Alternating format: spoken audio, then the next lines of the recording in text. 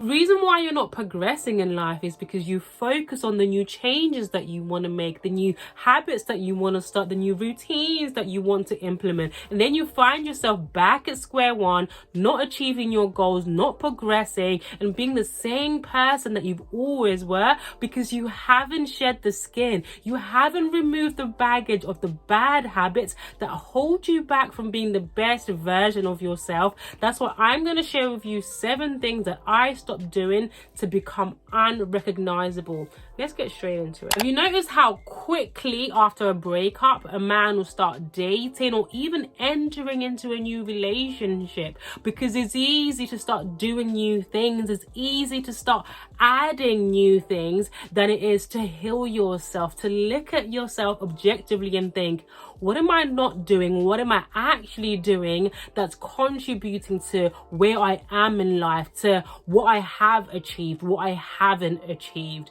And that's the same thing when it comes to us becoming the best version of ourselves. It's easy to think, let me just go to the gym and let me just start waking up earlier. Let me start dieting. And then you find that you're not losing weight because you're not dealing with the root cause of the issue, your relationship with food, for example, the reason why you use food as an emotional crutch. Before you start adding new habits and new routines and new changes, you need to shed your old skin. And it's something that I felt like I had already done. I've done several videos of habits that I gave up to become my dream woman and habits I gave up to live a soft life. But it was only a few weeks ago that I realized that I still have bad habits. I still have things that I need to stop doing if I truly want to become unrecognizable. I asked you guys to complete a 360 questionnaire for me at the end of last year to find out my blind spots, information about myself that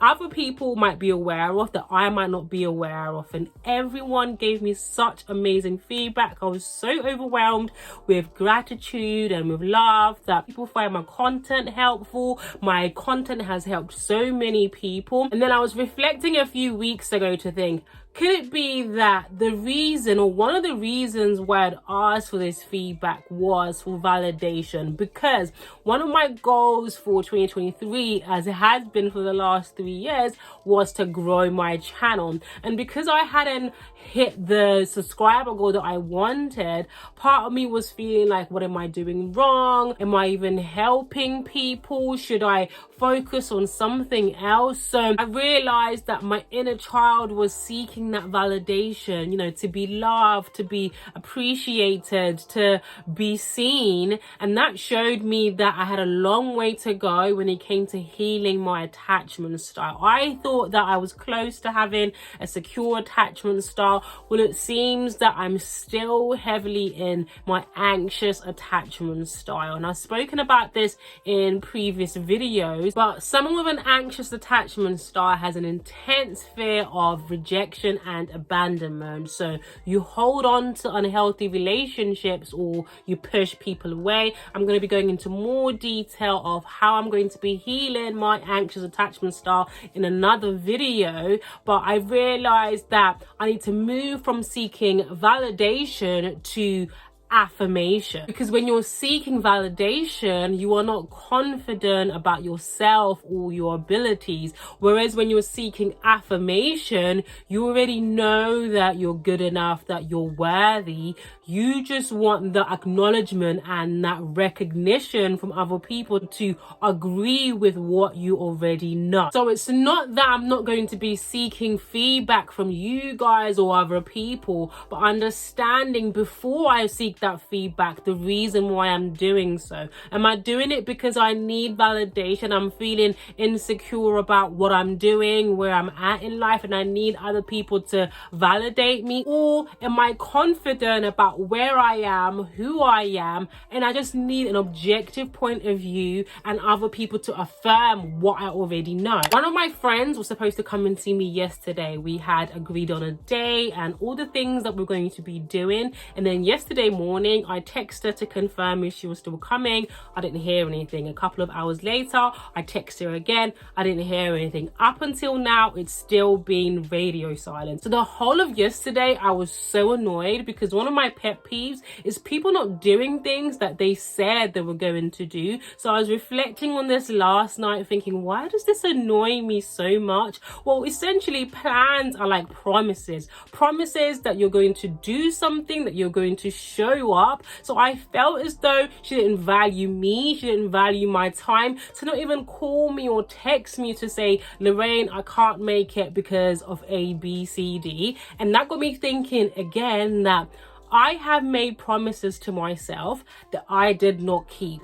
So that means that I either don't value myself or my time. So when I say that I'm going to go to the gym, or when I say that I'm going to do a home workout, and then I wake up and I think, I can't be bothered, I'm not feeling it today, I basically have broken a promise to myself, and I'm telling myself that I don't value myself, I don't value my time. And even though I have been so consistent and disciplined this month, because that has been my priority and my only goal, it made me realize for me to continue being disciplined and consistent, I need to give up not valuing myself and not valuing my own time. That if I make a promise to myself, whether it be a plan or a goal, I need to show up for myself, because by not doing so, I'm not valuing myself and I'm not valuing my own time. When we have to go to work and we know that we need to get paid in order for us to survive,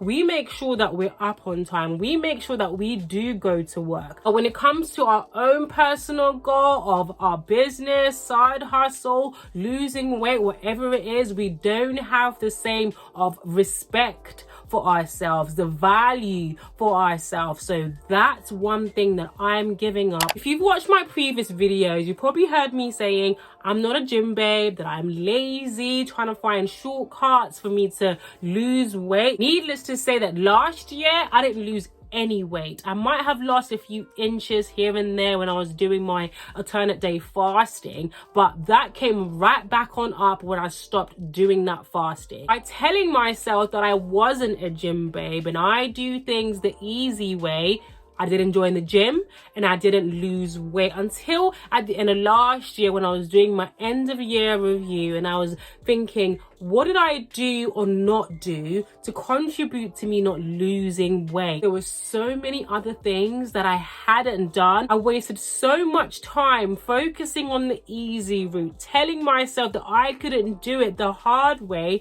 instead of doing it the hard way. The most important thing is to achieve results. What made me think that I was so special, that other people have to go to the gym, other people have to eat healthy, but I don't have to go to the gym, I don't have to have a healthy lifestyle. All I have to do is just wear my waist trainer and do my fasting here and there, and then I'll drop it off just like that. Well, that's not what happened. So in that moment, I just made the decision, picked up my phone and joined the gym, because your habit is how you embody the identity. Telling myself what I am not, telling myself what I can't do is what stopped me from achieving my goal. So that's another thing that I stopped doing, and just start doing it and start being it. I have an ADHD brain where I struggle to focus on one thing. I literally have like 5 tasks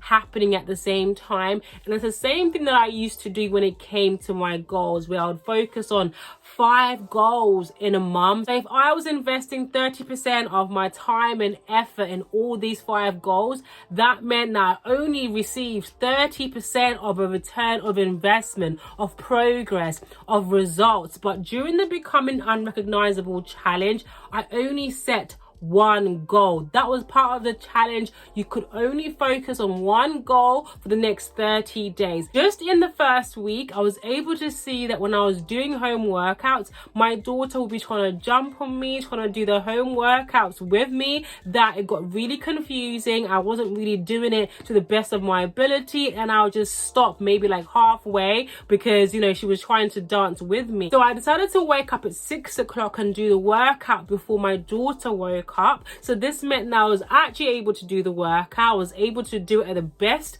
of my ability. It was uninterrupted. But it's not the first time that I started doing home workouts. It's also not the first time that my daughter would be jumping on me during this home workouts. But because I was only focusing on this goal of losing weight during the challenge, it was now easier to identify things that were going well or not going well and how I was going to pivot that, because my focus was only on one goal. Whereas when I had 5 goals going at the same time, my mind was pulled in 5 different directions. That meant that I kept missing this easy win of just waking up an hour earlier to do this home workout. I say that to say that I'm stopping the shiny object syndrome, because you think that you're doing so much when you're juggling a lot on your plate, but the output might be a lot, but the return of investment is going to be peanuts. Whereas if you focus on one thing, you're going to have a whole lot more output for that one thing and much more of a return on investment. The other thing that I've stopped doing is focusing on my neighbor's grass. It's so easy to compare yourself to your peers or to other people and think,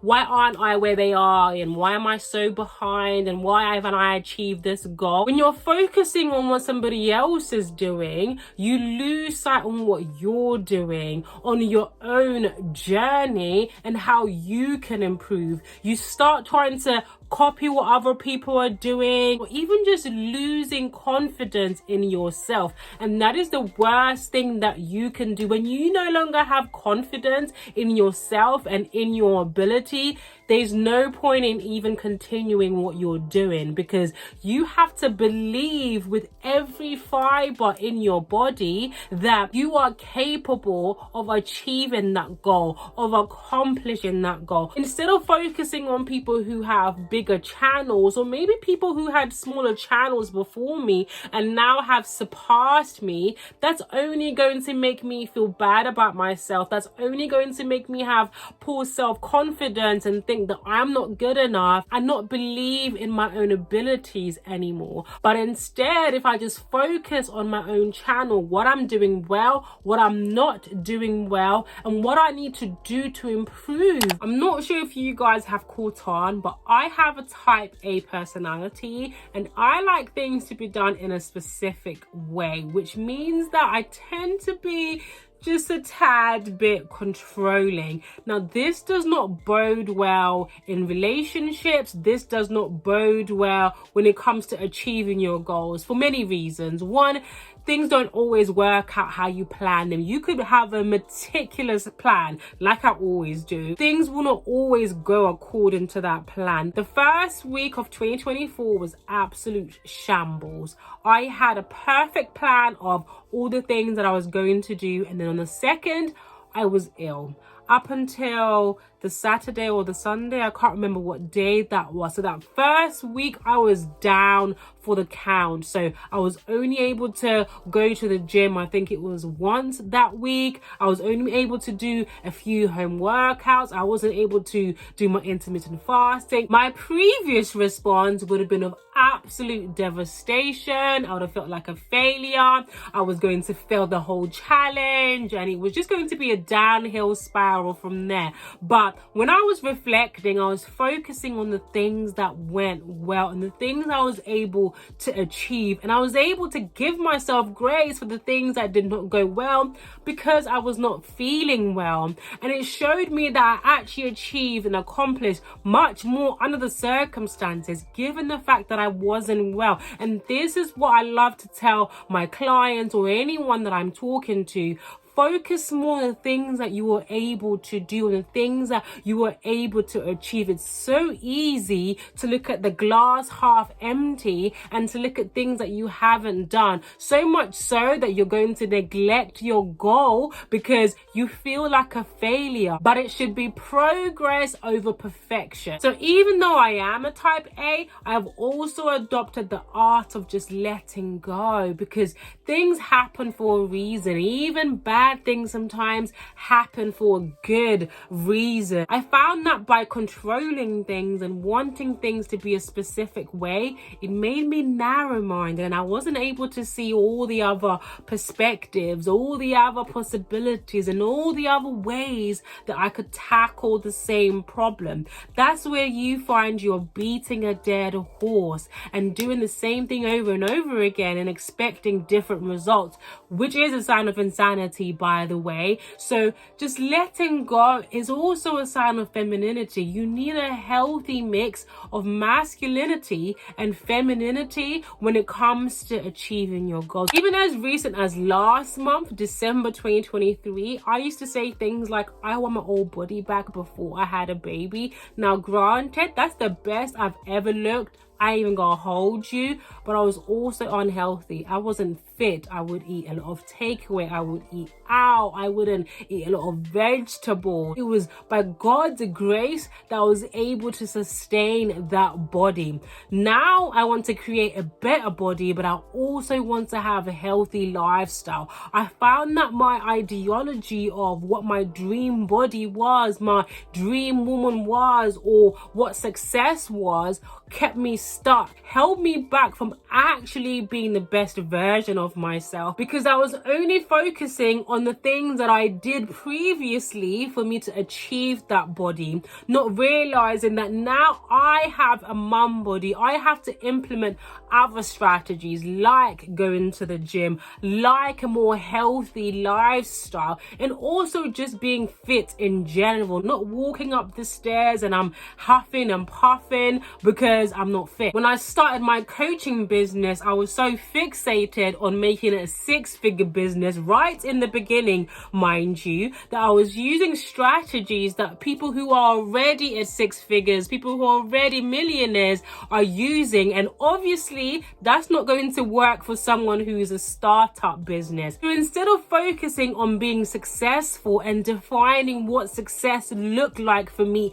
in the beginning of my business, what success looked like for me in a year's time, 2 years, 5 years time, so that I could utilize the correct strategies for that time to achieve those goals. So this is more of a mindset, but I've stopped holding on to the ideology of what I think my dream woman should look like, or what I think success should look like. I know I'm not the only one who had and has a skin that they need to shed off. Let me know what habits that you need to give up so you can become unrecognizable. Like this video, subscribe to the channel, press that notification bell so you're notified every single time that I upload a video. Make sure you watch this video on how to actually accomplish your goals in 2024, and I will see you in an upcoming video. Mwah. Bye, love.